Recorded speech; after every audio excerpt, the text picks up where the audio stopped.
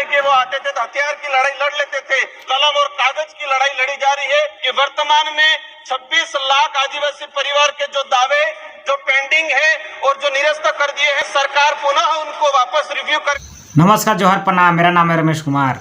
तो साथियों, वो बताना चाहता हूं कि राजकुमार राव जी ने संसद में किस तरह से आदिवासियों का आवाज़ उठाने का काम किए हैं। बल्कि ये आज का वीडियो तो नहीं है, 3 दिन का पहले का वीडियो है।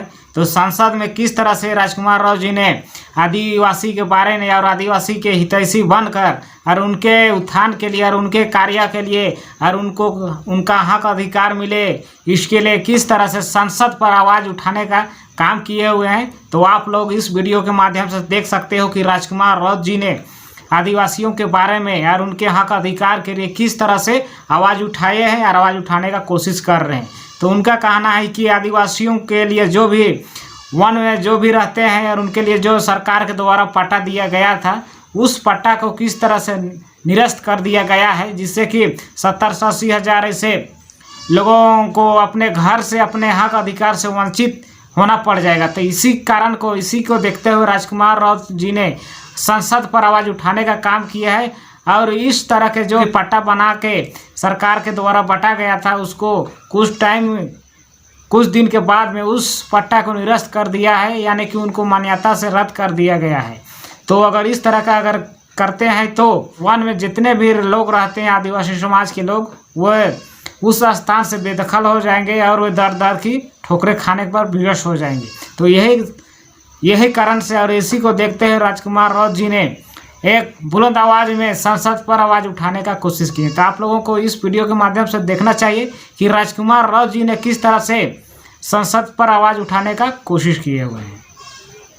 लेकिन आज के समय में आदिवासी समुदाय के साथ कलम और कागज की लड़ाई लड़ी जा रही है कि वर्तमान में 26 लाख आदिवासी परिवार के जो दावे जो पेंडिंग है और जो निरस्त कर दिए हैं, सरकार पुनः उनको वापस रिव्यू करके इन आदिवासी समुदाय को उनका मालिकाना हक दिया जाए। सदस्य श्री राजकुमार राव जी।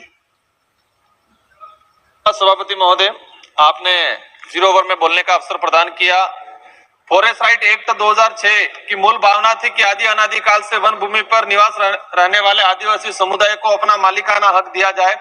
लेकिन फॉरेस्ट राइट एक्ट 2006 से आज दिनांक तक 51 लाख आदिवासी समुदाय ने अपने दावा पेश किया। इसमें से 25 लाख आदिवासियों को मिला और आज भी 26 लाख आदिवासी परिवार वन अधिकार अधिनियम के तहत आवेदन किया है, लेकिन उनको पट्टा नहीं मिला है। मतलब 1.5 से 2 करोड़ आदिवासी समुदाय आज भी वन विभाग की जमीन पे रह रहा है, जो सरकार की नजर में अतिक्रमणकारी है। राष्ट्रीय बाघ संरक्षण प्राधिकरण ने अधिकारियों ने कहा कि 4 लाख आदिवासियों को बाघ विस्थापन के लिए, मतलब बाघों के स्थापित करने के लिए उनको विस्थापित किया जाए। अगर टाइगरों से इतना प्यार है, ट्राइबलों को विस्थापित किया जा रहा है, तो 1-2 जो अधिकारी हैं या जो मंत्री जी हैं उनके वहां टाइगर छोड़ दिया जाए। टाइगर को मार रखने के लिए आदिवासियों को विस्थापित क्यों किया जा रहा है? वर्तमान में मध्य प्रदेश देवास में भरी बारिश में आदिवासी समुदाय के घरों को वन विभाग से विस्थापित किया जा रहा है।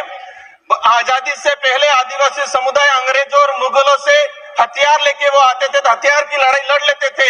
लेकिन आज के समय में आदिवासी समुदाय के साथ कलम और कागज की लड़ाई लड़ी जा रही है। कलम और कागज के हथियारों से उनको विस्तार किया जा रहा है, लेकिन ये गलत है। मेरी मांग ये है कि वर्तमान में 26 लाख आदिवासी परिवार के जो दावे जो पेंडिंग है और जो निरस्त कर दिए हैं, सरकार पुनः उनको वापस रिव्यू करके इन आदिवासी समुदाय को उनका मालिकाना हक दिया जाए। धन्यवाद सभापति महोदय। अगर आप लोगों को हमारे छोटा सा न्यू अपडेट कैसा क्या लगा, कमेंट में जरूर लिखिए। अगर हमारे चैनल पर पहली बार आए हुए हैं तो इस चैनल को भी सब्सक्राइब कर दीजिएगा। तो ठीक है, और एक नेक्स्ट वीडियो मिलते हैं, तब तक के लिए नमस्कार, जोहार।